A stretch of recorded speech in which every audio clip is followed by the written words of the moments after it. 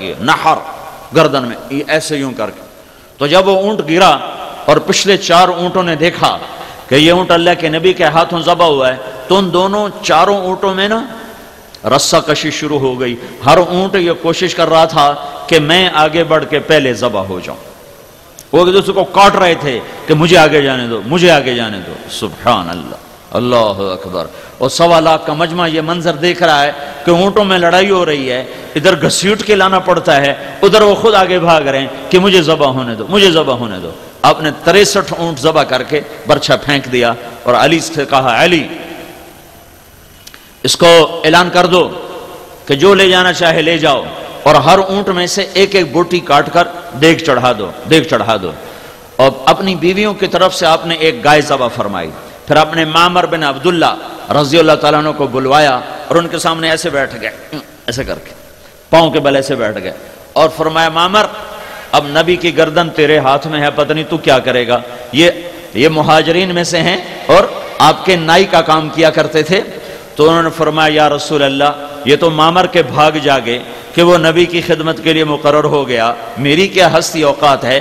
تو اس وقت آپ کے بال بڑے لمبے لمبے بال تھے، تو آپ نے دائیں طرف کے بال سارے منڈوا کر، سامنے ابو طلحہ انصاری کھڑے تھے ان کو سارے کے سارے ان کو دے دیے، اور پھر بائیں طرف کے بال منڈوا کر صحابہ میں تقسیم کر دیے، کسی کو ملا کسی کو نہ ملا. اس کے بعد آپ نے غسل فرمایا، کپڑے بدلے اور کھانا پکنے کا انتظار کیا. جب وہ کھانا پک گیا تو اس میں سے آپ نے شوربہ بھی پیا، گوشت بھی کھایا. پھر آپ معاویہ رضی اللہ تعالیٰ عنہ کو اپنی اونٹنی کے پیچھے چڑھا کر آپ طواف کرنے گئے، زیارت. ابھی تک آپ اپنی اونٹنی قصوہ پر سوار تھے تو لمبا سفر اس پہ ہو چکا تھا، تو اب طواف زیارت کے لیے آپ نے اپنی اونٹنی کو بدلا اور عزبہ اونٹنی پر سوار ہوئے. عزبہ وہ اونٹنی ہے آپ کی 4 اونٹنیاں تھیں، شہبہ، عزبہ، جدعہ، قصوہ. آپ کی اونٹنی عزبہ جس دن آپ کا انتقال ہوا تھا تو وہ ایک دم رونے لگی اور روتے روتے روتے اس کی جان نکل گئی، مر گئی. اسے کیسے پتا چلا کہ آج اللہ کا نبی دنیا سے چلا گیا ہے؟ آپ کا ایک گدھا تھا جس کا نام یعفور تھا، یعفور. آپ کا ایک گدھا تھا جس کا نام یعفور تھا، یعفور. جب اللہ کے نبی فوت ہوئے تو انہیں چیخنا شروع کر دی اور مدینے کی گلیوں میں پاگلوں کی طرح بھاگ رہا ہے اور چیخ رہا ہے، بھاگ رہا ہے، چیخ رہا ہے. آخر ایک کنویں میں جا کے چھلانگ لگائی اور جان کی بازی ہار گئے. اللہ اکبر. جس پر جانور قربان ہو اسے امت نے بھلا کے رکھ دیا ہے. سارا برے والا چھان برا ہی بن کے رہ گیا اور اللہ کے محبوب کی پاک زندگی کتابوں میں رہ گئی. آپ نے اپنی اونٹنی بدلی، عزبہ، پھر طواف زیارت فرمایا، وہاں نماز پڑھائی. پھر اس کے بعد اگلے دن دوبارہ یہ سنانے تھے، تھوڑا سا پیچھا میں نے پچھلا آپ کو سنایا ہے. اگلے دن یہ سورت نازل ہوئی، اذا جاء نصر اللہ والفتح. یہ قرآن کی آخری سورت ہے جو نازل ہوئی ہے. اس کے بعد کوئی سورت نازل نہیں ہوئی ہے، چند آیات ہیں. اور آخری قرآن کی آیت جس کے بعد کوئی قرآن نہیں اترا، واتقوا یوما ترجعون فیہ الی اللہ ثم توفی کل نفس بما کسبت وہم لا یظلمون. یہ قرآن کی آخری آیت اتری ہے. تو یہ آپ خیمے میں تشریف فرما تھے تو یہ آیت آئی، اس میں اشارہ تھا کہ میرے محبوب تیرے جانے کا وقت آ چکا ہے.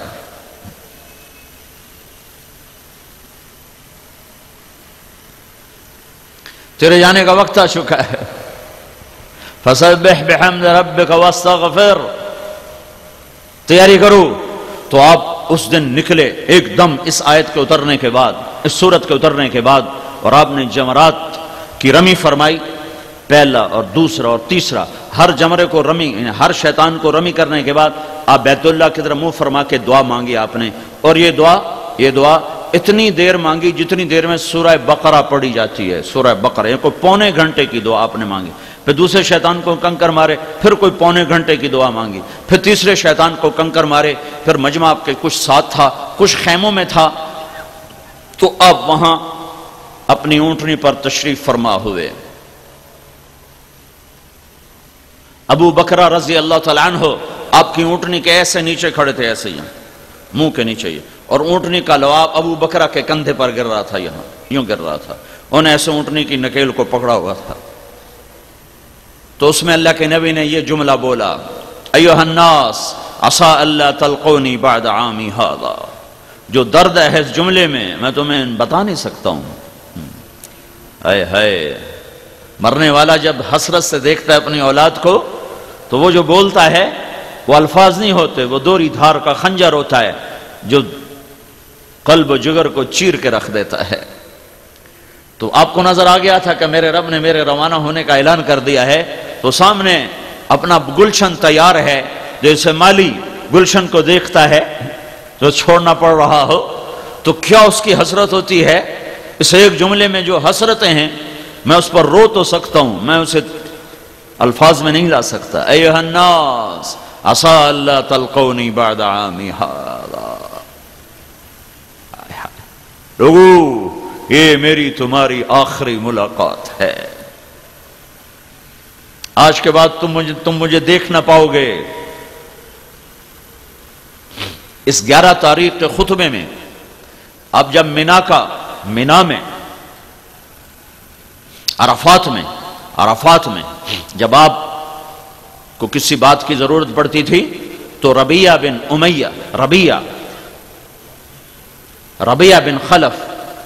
بن خلف یہ آپ کے قریب کھڑے تھے، تو آپ ان سے کہتے ربیعہ، لوگوں سے کہو اللہ کا رسول یہ کہہ رہا ہے۔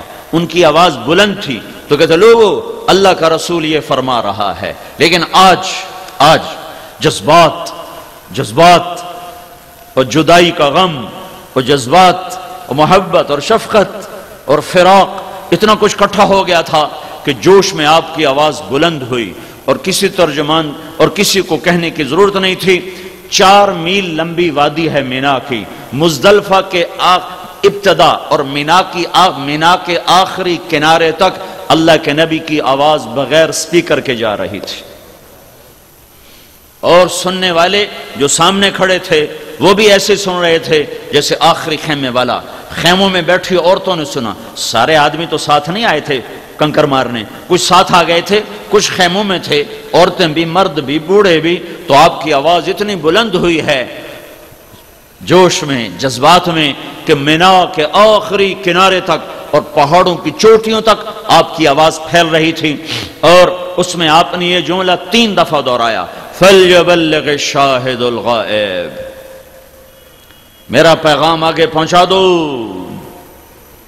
میرا پیغام آگے پہنچا دو، میرا پیغام آگے پہنچا دو۔ اور یہی 11 تاریخ کو آپ نے کہا، 10 کو نہیں یہ کہا، 9 کو نہیں کہا، 11 کو کہا، الا هل بلغت؟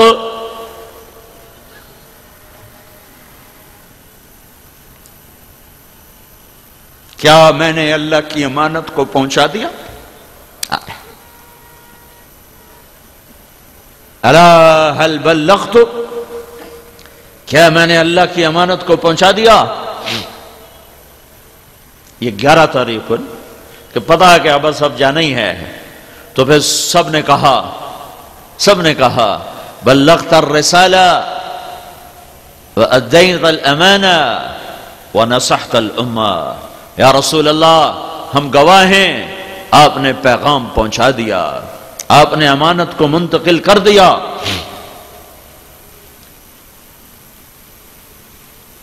آپ نے اللہ کا پیغام پورا ہم تک منتقل کر دیا، اور آپ اپنی امت کی ہر بھلائی ہمیں بتا کے جا رہے ہیں۔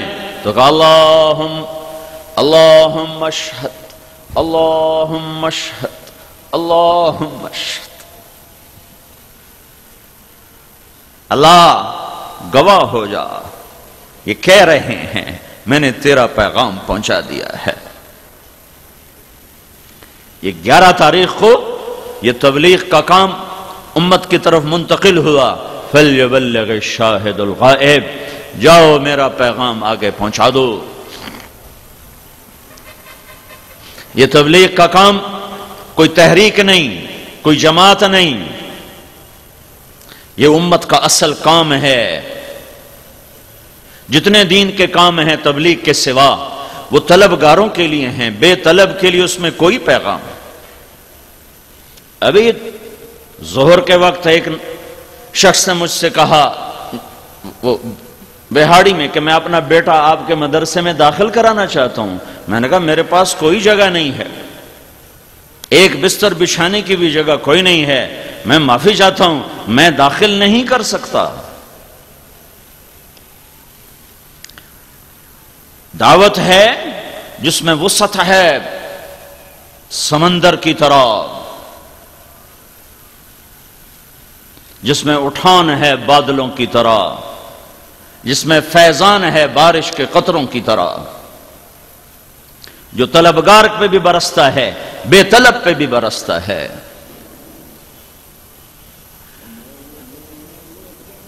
جو لڑکا میرے گورنمنٹ کالج لاہور میں تبلیغ کا کام کرتا تھا، نعیم الدین، اللہ اس کو بہت بہت جزائے خیر عطا فرمائے، اس کو بے عزت کر کے کمروں سے ہم نکالتے تھے، بے عزت کر کے،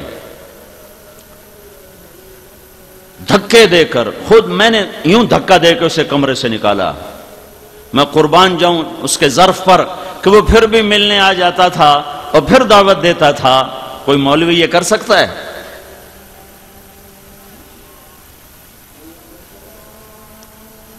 کیا کام ہے، عجب کام ہے.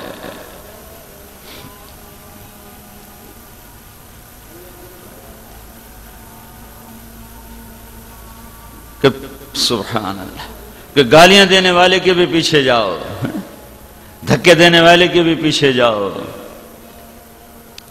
نیا نیا میں تبلیغ میں تھا تو ایک جگہ ہماری جماعت تھی، تو عمومی گشت میں ایک آدمی نے ماں بہن کی گالیاں نکالی ہم سب کو. تو ہمارا امیر کہنے لگا بھائی اپنے بھائی کے لیے دعا کرو، اس بیچارے کو پتہ کوئی نہیں ہے. اللہ اکبر، اتنا بڑا ظرف.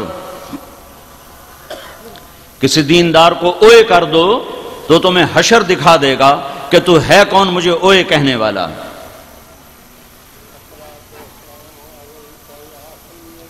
تو میرے بھائیو، 11 تاریخ کو یہ ذمہ داری امت کی طرف منتقل ہوئی ہے. بڑے تجھ کو احتشام کے ساتھ، بڑی آن بان کے ساتھ، بڑی ٹھاٹھ باٹھ کے ساتھ. اور سامنے صدیق بھی ہے، اور سامنے وہ بھی ہے جس نے آج اللہ کے نبی کو دیکھا ہے اور اس کے بعد ساری زندگی پلٹ کے نہیں دیکھا. اس چھوٹے درجے کے صحابی سے لے کر صدیق، عثمان، علی، فاروق جیسے کھڑے ہوئے ہیں، اور سب کی طرف یہ پیغام منتقل ہو رہا ہے کہ میرے پیغام کو دنیا میں پہنچا دو. تو اس امانت کو اٹھایا ہے، اور 92 ہجری یعنی 82 سال کے اندر 11 ہجری میں آپ کا انتقال ہوا ہے. اس کے بعد اگلا دن آپ کا خاموشی سے گزرا ہے. 13 تاریخ کو آپ کنکر مارنے کے بعد وہاں سے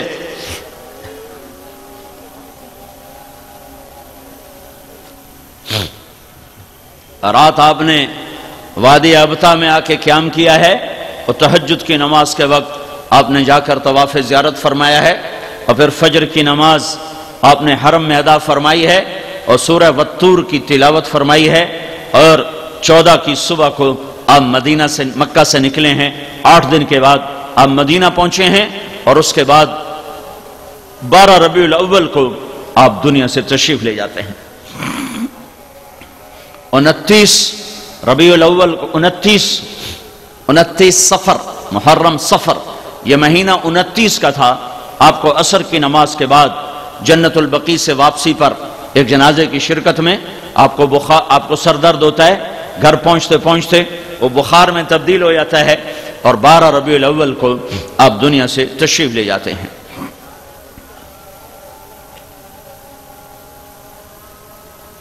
آپ کے جانے میں 5 دن باقی ہیں، 5 دن باقی ہیں. تو آپ فرماتے مجھے غسل دیا جائے.